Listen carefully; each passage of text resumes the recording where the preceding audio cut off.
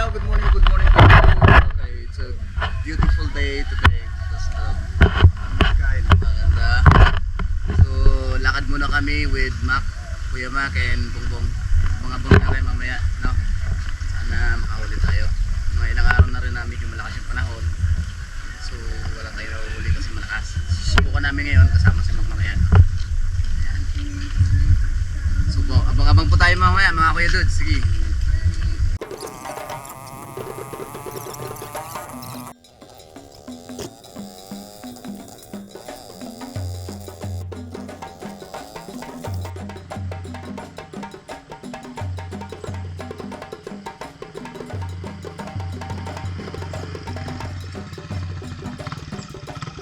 Ayun mga Kuya Dudes, no?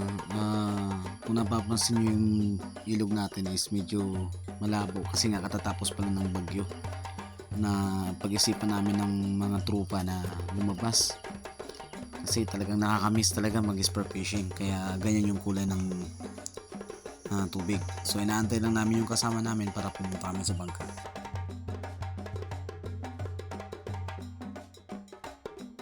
At ayun na nga si Dudes Bong, kaya may dala pa siyang baon, isang rambutan. Napakasarap na ito sa lawat. Wow! Medyo maalat na yung panlasa mo, kakagatin mo lang ito. Masarap talaga ito mga Dudes. So abang-abang kayo, alis na kami. Pupunta na kami sa bangka.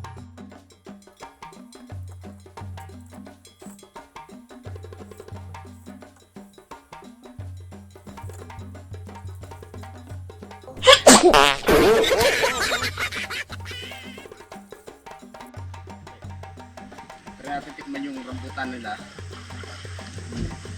Maganda, diba? Balahibo.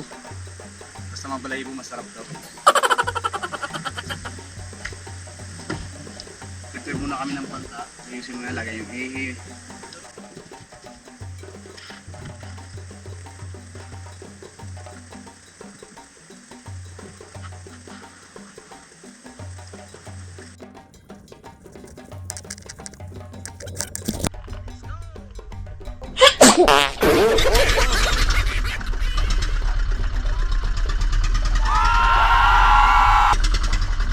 Magmula sa ilog na ito mga Dudes, nasa 3 kilometro pa ang aming lalakbayin para maabot ang bukana ng ilog.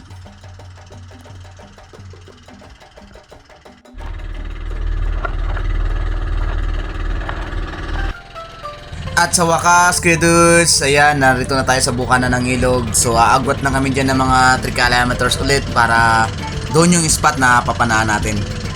Dito pa lang nararamdaman na namin yung yung tahimik na dagat, oh. Pagkatapos ito ng bagyo, sarap talaga. Oh, ayan mga Dudes, good morning.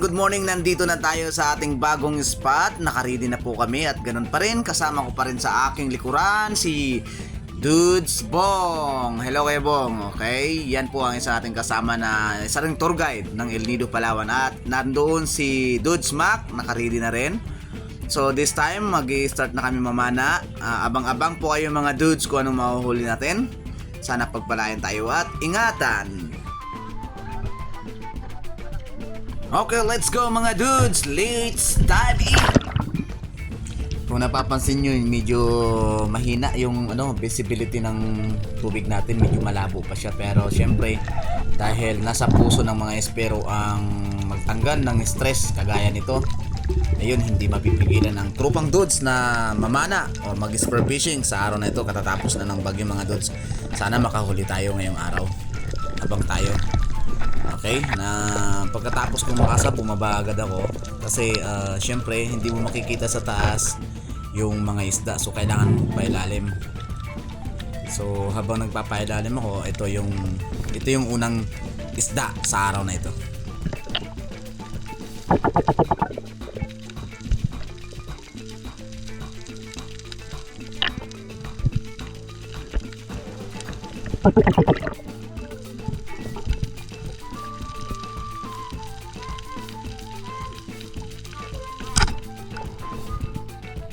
Ayun, sa Pulagan mga Dudes. Alam nyo mga Dudes, ako yung isang espero na may kasabihan sa sarili. Kailangan sa unang bitaw mo ng pana o unang tira mo, kailangan makatama ka agad para sunod-sunod yung magiging huli mo.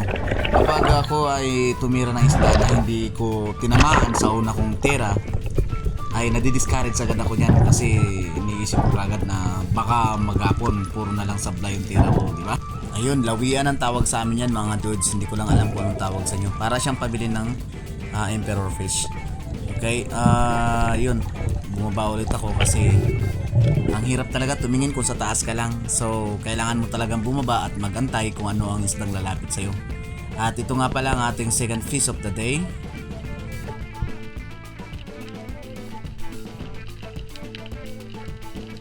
Ayun, bumaba ako at wala ako nakita sa may tabi ko kaya nag-urong-urong pa ako palapit sa may buhangin na. So dito may napansin akong isang kitong na nakatambay lang sa kanto. Ayan, sa pool. Ayan po ang ating huli ngayong araw, isa pang kitong kung tawagin namin ay samaral na malaki dito. At lagi kong sinasabi sa inyo mga dudes na kapag kayo nakahuli ng mga ganito ay iingatan yung hindi matinik kasi napakasakit talaga nito. Kagaya ko, tingnan nyo kung napapansin nyo, hindi ako nakasuot ng gloves kasi ang aking gloves ay hiniram ni Manny Pacquiao. Ginamit niya muna, naiwan ko. Kaya medyo ingat na ingat ako magtanggal ng isda ito dahil ilang bisis na nangyari sa akin na natinik ako nito at talagang sobrang sakit talaga mga kuya dudes. Mas masakit pa kaysa sa iniwan ka.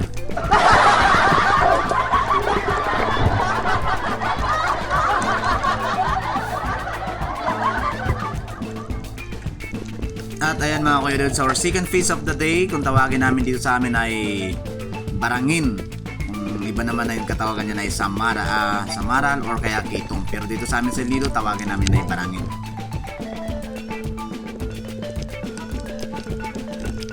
Ayun, pagkatapos ng mga ilang dive, nag-decide kami na umakyat muna sa bangka para lumipat. May huli na rin sila na tag-isang grouper at saka isang putian. Ayan. So decide kami na lumipat sa ibang area na kung saan maganda yung visibility.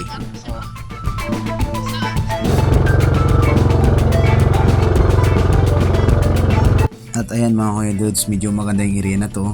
Medyo tahimik yung dagat at saka nakikita namin yung visibility ng tubig, medyo malinaw. So masarap talaga mag-dive dito. So abang-abang na lang tayo mga kuya dudes.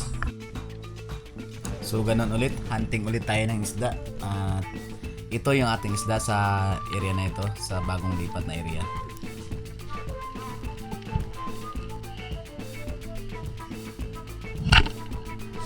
Ayun, sa pool ang isa sa pinakamamahaling isda dito sa amin dito sa Lido. Alam ko sa inyo mahal din ito. Isang grouper, no? Coral grouper. So kung talagang alam mo ang isda na to, talagang napakamahal nito kung bibilihin mo, lalo pa kung buhay, no? Ito pala ang ating unang isda sa area na ito, napakaganda. Isang grouper. Kung tawagin dito sa amin ay suno mga dudes.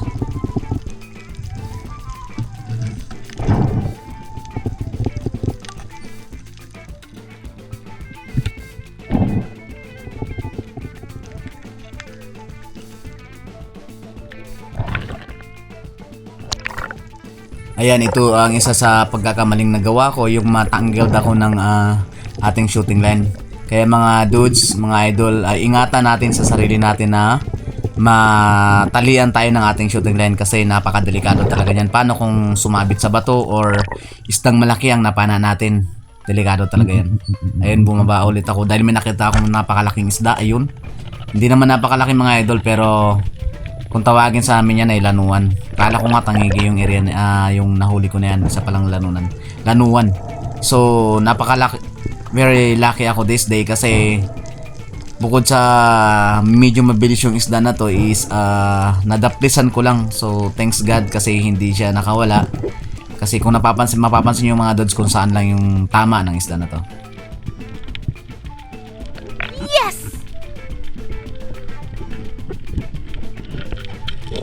Ayan, kung napansin nyo, nasa buntot lang yung tama ng lanuan. Kaya minadali ko agad na babain at kunin yung isda na to para ma-secure ko. Kasi napansin ko na hindi talaga siya tinamaan sa katawan. Nandun lang talaga siya sa may buntot.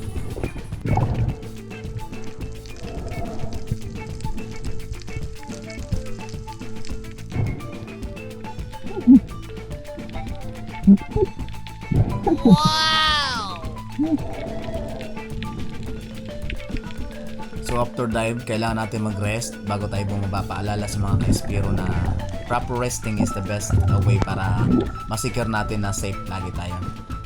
Yun, bumaba ulit ako kasi may napansin akong saging-saging dito o yung tinatawag na yellowtail snapper. So syempre, ang isda na to medyo makulit din, kailangan antayin mo siya bago lumapit at medyo malikot. So ito na yung sunod nating isda sa araw na ito.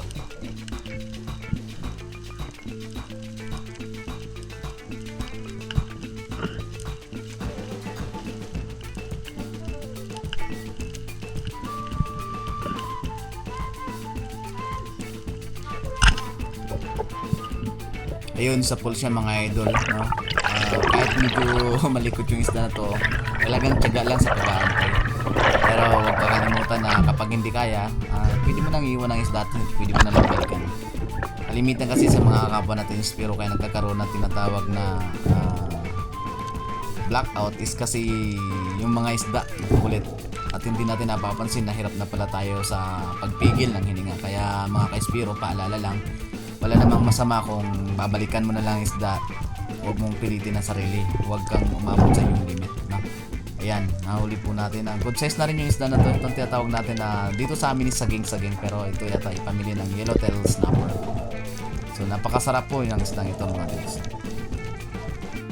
Ayan, at syempre baba ulit tayo mga dudes kasi lagi kong sinasabi na kapag nasa taas ka hindi mo mapansin na yung mga isda.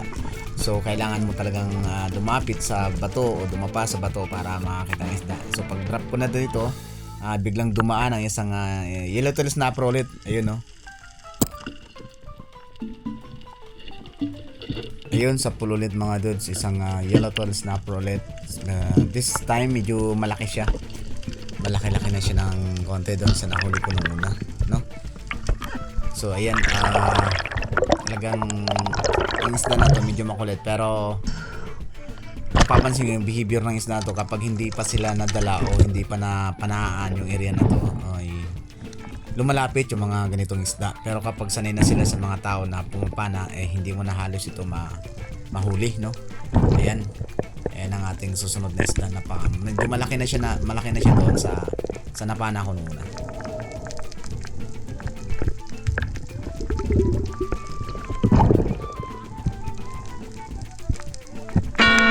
Aray ko, natinig na talaga ako. Nahawakan ko kasi sa may katawan. Sorry na, besh.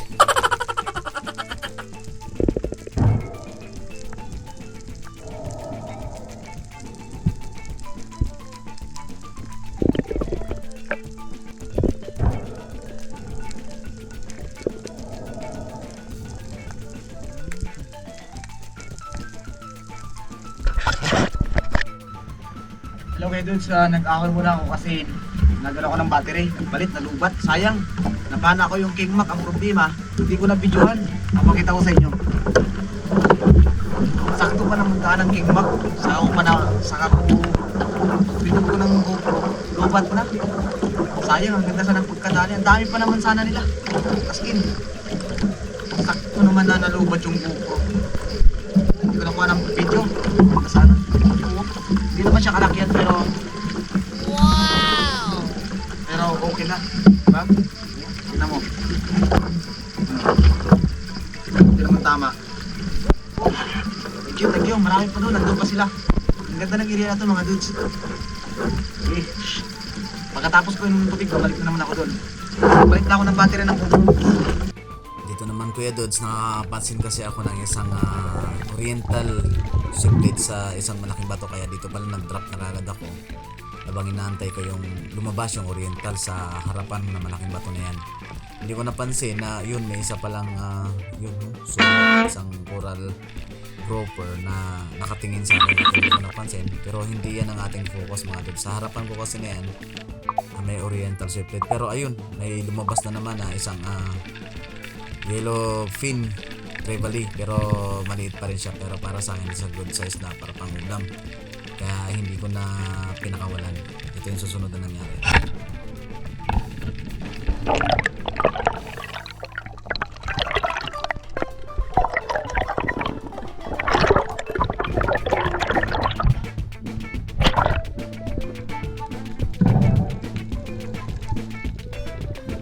Ayun na nakuha natin yung yellow fin tribally. Pero okay na rin siya, digest na rin siya. Masarap na rin ito sa prito at saka sa sinigang. So yan, napaka-ilap ng isda nito pag hindi ka sanay. Pero pag nauna ka nakadrop, kung saan lumalapit, masyadong curious fish kasi itong mga to. Pag nakadrop ka sa ilalim, sila mismo ang lumalapit. I-fish call mo lang, madali mo na silang mahuhuli.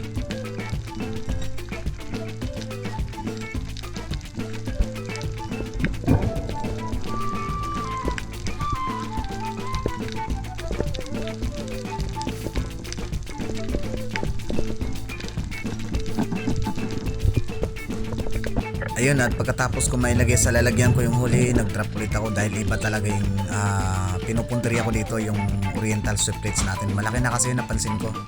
Pero ganun pa rin mga dudes, sa kaantay ko, mayroon isang nagpakita ulit na tribally, no? Kaya lang mas maliit dito sa nahuli ko kanina, pero pwede na ito.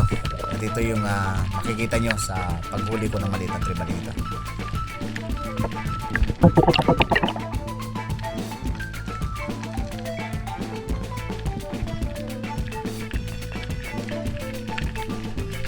Ayun sa pool at hindi nakagalaw yung tribally. Medyo nasentido siya mga dudes.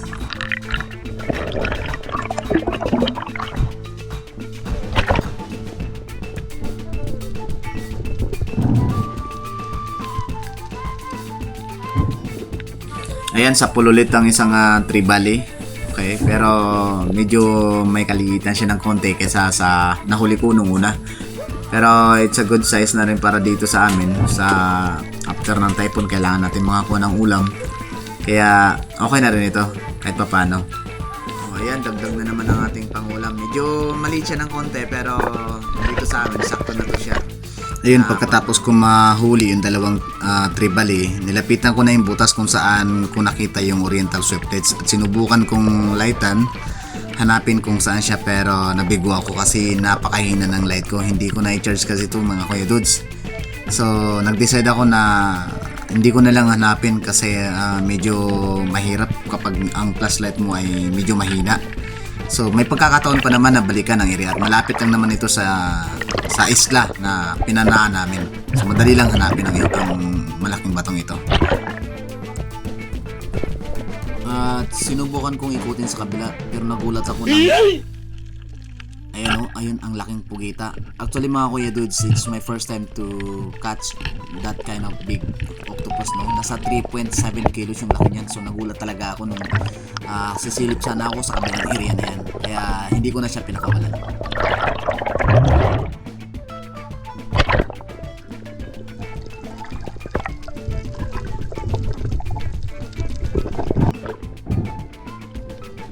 Siyempre dahil malaki siya, mabilis siyang naisiksik sa bato yung aking bala ng pana. So inantay ko muna siya na lumabas, saka ko siya hinila. So actually mga kuya dudes, napaka takot kasi ako sa mga ganito kalaking pugita, kaya iniiwasan kong madikitan ako ng octopus na ito. Kaya luckily nakuha ko pa rin siya kahit medyo may konting kaba sa sarili ko.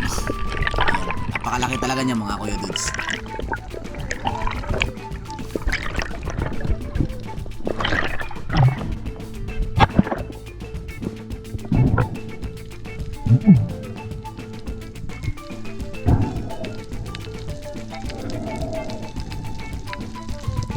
At yan syempre medyo matagal ko siyang nakuha dahil nagdadalawang isip ako kung paano ko mahahawakan kasi nga medyo malaki na yung kanyang mga galamay, no? At saka medyo kakaiba siya. Alam niyo naman ako may konting kiliti sa pagdating sa octopus, kaya iniisip ko kung dadalhin ko ba sa bangka o tatanggalin ko na dito, at sinubukan kong hawakan yung natikitan ako, tinanggal ko agad. Pero naalala ko na mga ganitong octopus, mabilis sila mamatay kapag natusok mo agad yung kanilang mga mata. Kaya sinubukan kong tusukin yung mata nito at ayun, luckily naman na nakuha ko agad. Ayun, sa wakas nakuha ko na at natusok yung mata. Palatandaan mga kuya dudes, kapag namuti na ang octopus ay nagpapahiwatig na medyo mahina na siya at patay na siya. So ang paraan na ginawa ko lang is tinusok ko lang yung isang mata niya, kaya namuti na kagad siya. So thank you very much, at I think napakasarap na ulam ito, lalo na kung paksiw sa gata mga kuya dudes. Napakasarap, adobo sa gata pala. sa big 3.7 octopus unlock this day. Salamat po.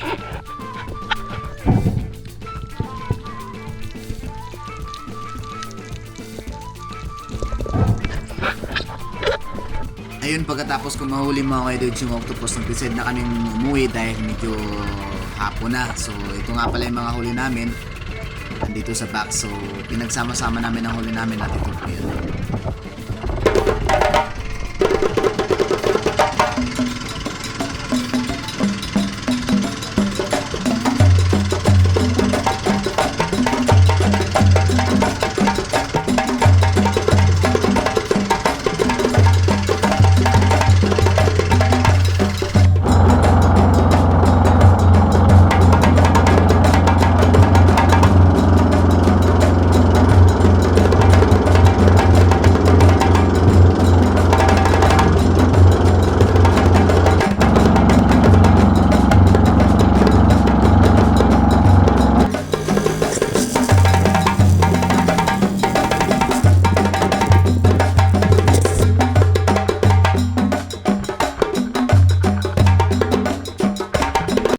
Hello mga kuya dudes, nandito na po muli kami at karating lang po namin kasama sila, ganun pa rin, si Dudes Bong and Dudes Mac. Hello Mac.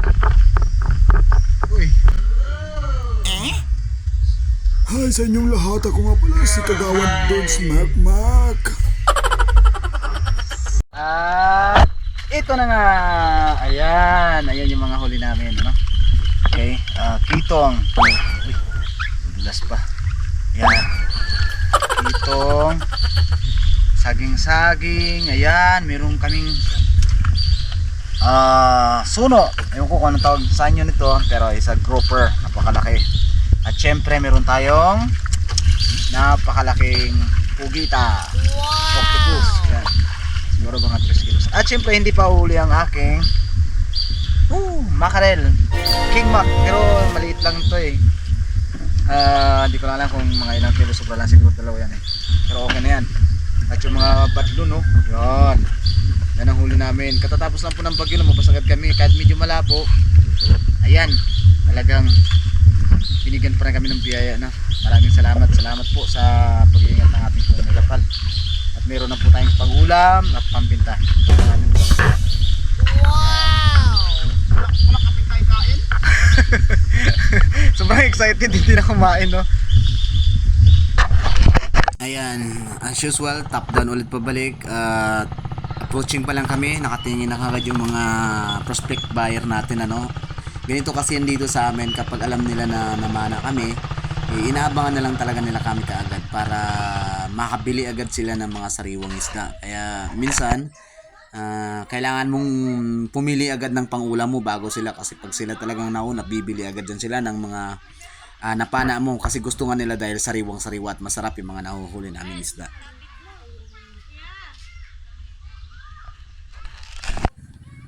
Ayan, syempre magbibenta tayo pero hindi naman kamahalan yung benta natin. Makatulong din naman tayo sa kapwa, di ba? Pakita muna natin ang ating King Mac. Pag nakakahuli kaya ako nito mga kuya dudes, is talagang tuwang-tuwa ako, no? Syempre, diyan ang suporta ng pamilya. O yun, no, ang laki ng octopus. Actually mga kuya dudes, hindi pa kami spear fishing. May nag-order na kagad ng octopus. Kung sakali makahuli, ay nakaready naman kagad na bilhin kahit ilang piraso pang octopus ang mahuli namin. So, salamat sa biyaya at pagpapala. At maraming salamat sa inyong panonood sa aking YouTube, at huwag mong kalimutan na mag-subscribe.